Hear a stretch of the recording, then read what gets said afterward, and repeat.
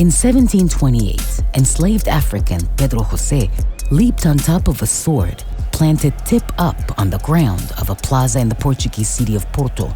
without impaling himself.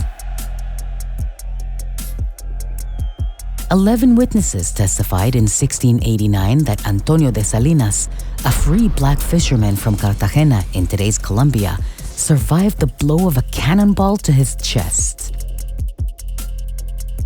It was reported that bullets could not hurt 1760s Jamaican slave revolt leader Tacky, who caught them in his hand and hurled them back. Across the Atlantic and imperial lines, small bundles of carefully chosen ingredients lent the three men and many others protection against bodily harm and empowerment in the face of the violent circumstances of lives in the shadow of slavery. Widespread and inconspicuous, these extraordinarily efficient Afro-Atlantic bundles played a key role in defining power and the modes of its exercise in the long 18th century.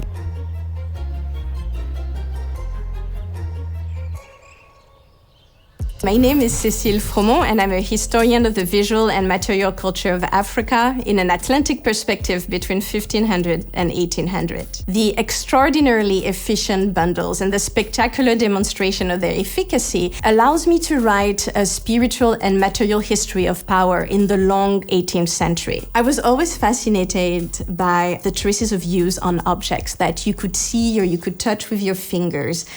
events that had happened through these objects and that created a connection between you in this moment and the past, and that in that connection there was a story that could be told and then a reflection that you could have about the meaning of the stories for where you stand today. This is important because it talks about the intimacy and the co-creation between the peoples of the three continents and the consequences that we can draw from it for our own times. The prize's selection committee described Cécile Fromont's work as pioneering research that demonstrates the joint agency of Africans and Europeans in the emergence of art forms and religious practices that have had a lasting impact upon the culture of the Americas.